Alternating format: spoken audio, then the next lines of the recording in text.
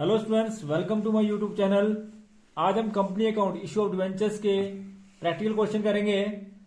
तो question number 6, टैक्सला limited issued 1200 debenture, 10% debenture of ₹100 each at 10% discount, payable 50 on application and balance on allotment. Public applied 1000 debentures and all these were accepted. Expenses on issue of debenture 3000. It was decided 1/5 of expenses and discount from the statement of profit and loss account each year. मतलब right of करने आपने 5 general entry, show the balance sheet. तो किस प्रकार से question करेंगे? Question को करने से पहले समझ लें कि आपने 1200 डिवेंचर इशू किए थे, जनता से एप्लीकेशन अंडर सब्सक्रिप्शन की आई 1000 डिवेंचर्स की, और 50 रुपीज जो आपको एप्लीकेशन के साथ आया, और 40 रुपीज क्यों 40 रुपीज क्यों आएगा कि 10% डिस्काउंट है। 40 रुपीज के हिसाब से जो है आपकी अलॉटमेंट आएगी, और किस प्रकार से लेखा पुस्तकों में इसकी एंट्री की जाएगी। और बाद में जो आपका डिवेंचर इशू एक्सपेंसेस है वो भी 3000 हुआ, और डिवेंचर डिस्काउंट का 1/5 और डिवेंचर डिस्काउंट एक्सपेंसेस का 1/5 जो आपने राइट ऑफ करना है statement of profit and loss account से।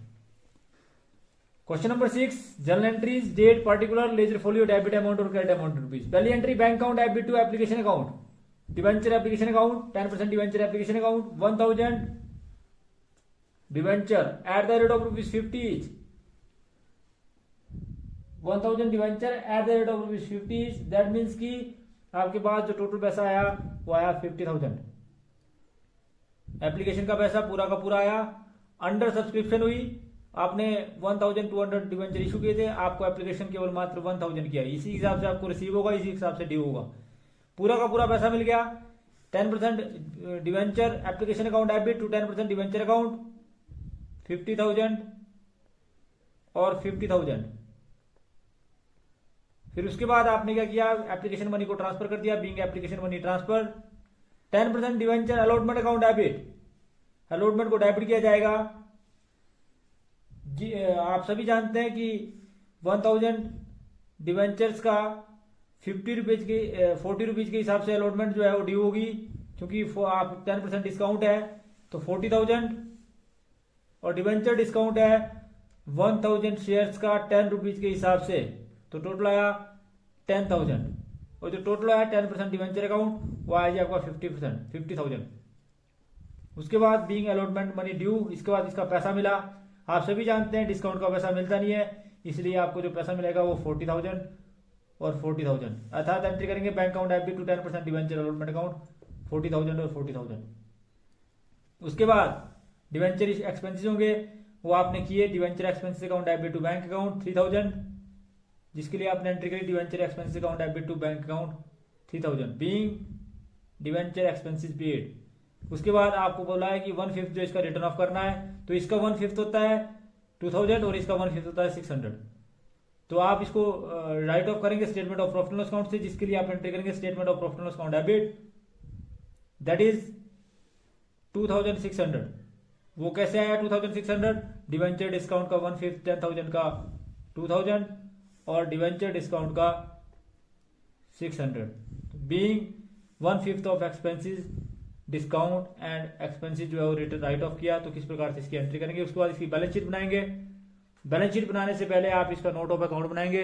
तो नोट ऑफ अकाउंट जो है आपके पास, नोट ऑफ अकाउंट में सबसे पहले रिजर्व एंड सरप्लस निकालेंगे, जिसमें balance of statement of profit and loss account आपके पास दिया नहीं था, इसलिए इसका डेबिट बैलेंस रहेगा, माइनस पे बैलेंस रहेगा। तो 2000 जो आपने राइट ऑफ किए थे डिवेंचर डिस्काउंट के, और 600 रुपए जो आपने राइट ऑफ किए थे statement of profit and loss account से, तो टोटल जो आपका आएगा वो 2600 जो है वो माइनस में आएगा। रिजर्व एंड सरप्लस में ये माइनस में शो किया जाएगा। उसके बाद ध्यान रख के long term borrowings 1000 debenture 10% debenture at the rate of ₹100 each, that means की 1 लाख, तो 1 लाख जो आपका लॉन्ग टर्म बोरोइंग्स का आया। उसके बाद अदर नॉन करंट असेट, आपको बताया था कि अदर नॉन करंट असेट के अंदर debenture issue expenses, debenture discount और expenses on issue of debenture, ये कौन कौन से आएंगे? देखो 10,000 टोटल था, जिसमें से 2000 जो है करंट ईयर में राइट ऑफ हो गया। इसका मतलब है कि जो आपके पास बचा वो 8,000 डिवेंचर डिस्काउंट का बचा, और आपको पता होना चाहिए कि 3000 में से 600 आपने वो राइट ऑफ कर दिया, तो इसका मतलब है 2400 जो है अदर करंट असेट का 10400 जो आपका टोटल अमाउंट आ गया। उसके बाद कैश एंड कैश इक्विवेलेंट में cash at bank 50,000 plus 40,000 that is 90,000, तो 90,000 जो आपका आएगा वो कैश एट बैंक आएगा, जो आपका बैलेंस आएगा जो आपको मिला। उसके बाद अदर करंट असेट में जो आपका राइट ऑफ हुआ, करंट ईयर में राइट ऑफ हुआ, वो 2000 जो है किसका था जी, डिवेंचर डिस्काउंट का, और expense on issue of debentures का जो था वो आपका 600 था, तो दैट मीन्स की 2600 जो आपका राइट ऑफ हुआ। तो इस प्रकार से आपका नोट ऑफ अकाउंट था।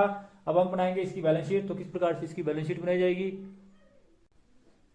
तो बैलेंस शीट में आप सभी जानते हैं कि सबसे पहला कॉलम जो आपका बैलेंस शीट में नोट नंबर का, फिर अमाउंट इन रुपीज, फिर अमाउंट इन रुपीज पर्टिकुलर्स, ठीक है। तो इक्विटीज एंड लाइबिलिटीज में सबसे पहले share holder fund. Share holder fund आपके पास कुछ नहीं है, इसलिए शेयर होल्डर फंड में शेयर कैपिटल में आपके पास कुछ नहीं है। रिजर्व एंड सरप्लस में आपके पास नेगेटिव बैलेंस है 2600 का, तो 2600 लिख दिया आपने। फिर नॉन करंट लाइबिलिटी में आपके पास लॉन्ग टर्म बोरोइंग्स हैं, लॉन्ग टर्म बोरोइंग्स आपके पास आया 1 लाख, तो आपने 1 लाख लिख दिए।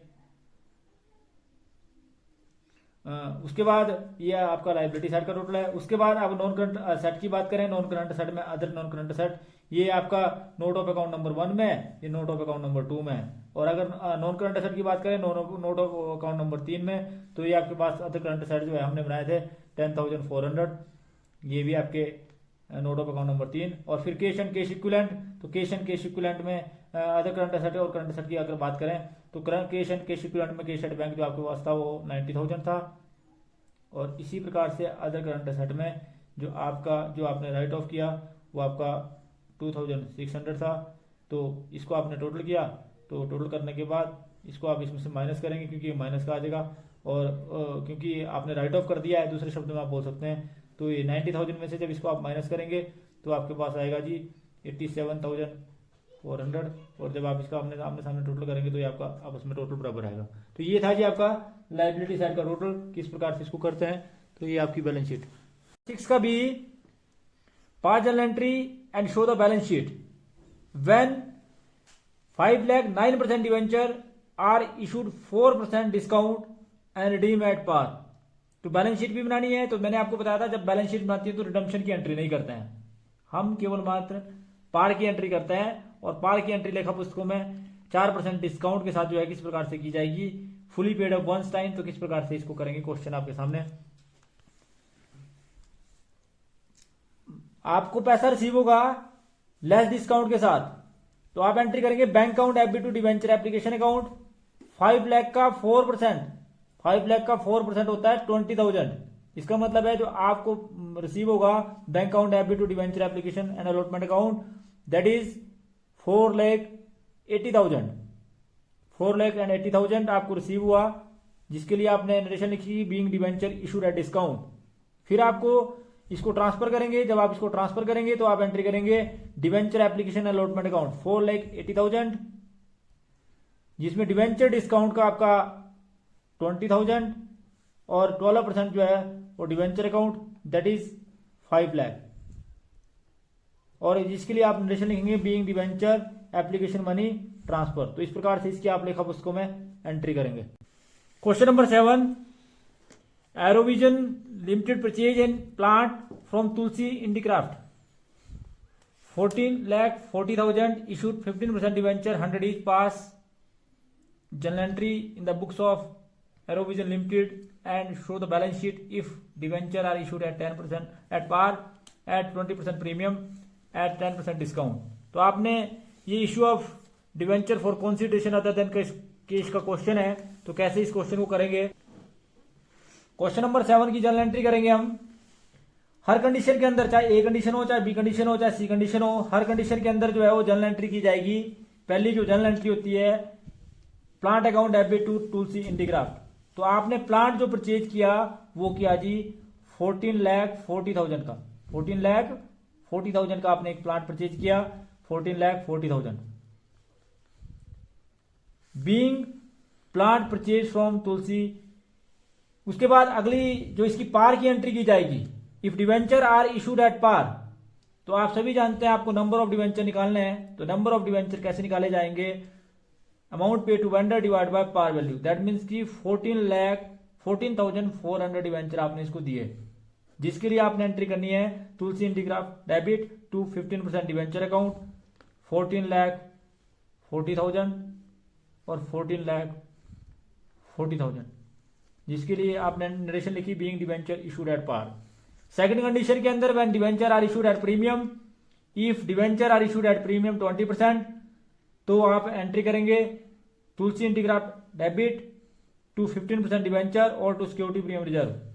बात आती है कि नंबर ऑफ डिवेंचर कैसे निकालेंगे, amount pay to vendor divide by par value plus premium, that means कि आपने नंबर ऑफ डिवेंचर दिए 12,000, जिसके लिए आप एंट्री करेंगे तुलसी को मतलब है 14,40,000 से, तो एंट्री करेंगे तुलसी इंटीग्राफ डेबिट टू 15% डिवेंचर अकाउंट 12,000 कैसे आए, 12,000 डिवेंचर है, 12,000 डिवेंचर का 12 लाख, 12,000 डिवेंचर्स का 100 रुपीज के हिसाब से 12 लाख, और इस प्रकार से इसका 20% निकाला तो सिक्योरिटी प्रीमियम रिजर्व ये आपके पास आया 2,40,000, जिसके लिए आपने नरेशन लिखी कि being debenture issued at premium.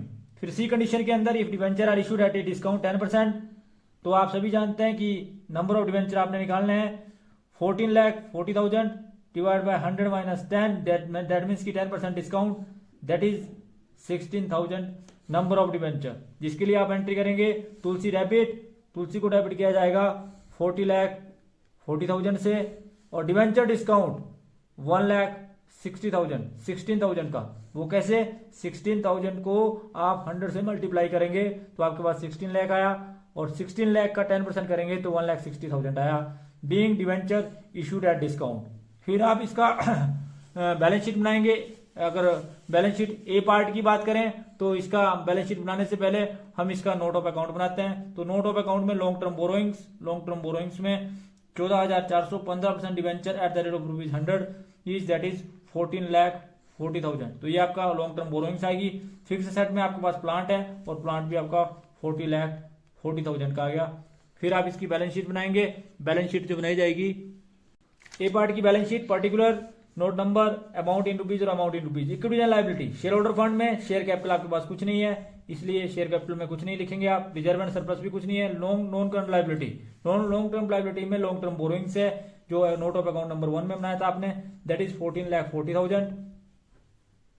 और इसी प्रकार से असेट में भी नॉन करंट असेट में fixed set that is note of account number 2 14,40,000। तो ये आपने ए कंडीशन के अंदर इसकी बैलेंस शीट बनाई। फिर बी कंडीशन के अंदर इसकी बैलेंस शीट कैसे बनाई जाएगी साथ में कि बी की जो बैलेंस शीट है, balance sheet particular note number debit amount in rupees और amount in rupees. Equity and liability में शेयर होल्डर फंड आपके पास कुछ नहीं है, ठीक है जी, क्योंकि पहले इसका नोट ऑफ अकाउंट नंबर देखते हैं। रिजर्व एंड सरप्लस में सिक्योरिटी प्रीमियम है, सिक्योरिटी प्रीमियम रिजर्व आपके पास आया 2,40,000। फिर long term borrowings I 12,000, 15% debenture of ₹100 etch that is 12 lakh. और फिक्स सेट आपके पास है नोट ऑफ अकाउंट नंबर 3 में प्लांट जो आपके पास है 14,40,000। फिर आप इसको बैलेंस शीट में ले जाएंगे तो शेयर होल्डर फंड आपके पास है नहीं। रिजर्व एंड सरप्लस में security premium reserve, share holder fund में आपके पास कुछ नहीं है। शेयर कैपिटल में आपके पास कुछ नहीं। और इसके बाद रिजर्व एंड सरप्लस में सिक्योरिटी प्रीमियम रिजर्व है 2,40,000 का। फिर नॉन करंट लायबिलिटी में लॉन्ग टर्म बोरोइंग्स जो आपके पास है वो आपके पास 12 लाख है। तो बैलेंस शीट का टोटल जो है 14,40,000 आ गया। इसी प्रकार से नॉन करंट एसेट में फिक्स्ड सेट जो आपके पास प्लांट है, प्लांट आपके पास दिया हुआ है 14,40,000। तो आपका आमने सामने जो है वो बराबर आ गया फिक्स्ड सेट 14,40,000। तो ये था जी आपका कि सातवें के बी के अंदर जो है किस प्रकार से इसकी बैलेंस शीट बनाई जाएगी। नोट ऑफ अकाउंट आप बनाएंगे इसका बैलेंस शीट का सी का। लॉन्ग टर्म बोरोइंग्स आप सभी जानते हैं 16,000, 15% debenture of ₹100 etch that is 16 lakh. फिर आप फिक्स सेट में जाएंगे प्लांट में, तो प्लांट आपका 14,40,000 का। और इसी प्रकार से आपका नॉन करंट एसेट में शेयर डिस्काउंट दैट इज 1,60,000 का। तो ये आपके पास आ गया। और आप इसका टोटल करेंगे तब इसकी बैलेंस शीट बनाएंगे। तो इक्विटीज एंड लाइबिलिटीज में आपके पास इक्विटीज एंड लाइबिलिटी में नॉन करंट लाइबिलिटी में लॉन्ग टर्म बोरोइंग्स जो आपके पास है वो आपका 16 लाख का है। इसी प्रकार से नॉन करंट एसेट में फिक्स एसेट ये आपके पास 14,40,000 का है। और फिर आपका अदर करंट एसेट में आप सभी जानते हैं कि आपके पास 1,60,000 का ये नोट ऑफ अकाउंट नंबर 1 है, ये 2 है और ये 3 है। तो किस प्रकार से जो है आपका अब बैलेंस शीट का टोटल आपस में बराबर हो गया। तो thanks for watching the video, please like and subscribe my channel. Thank you.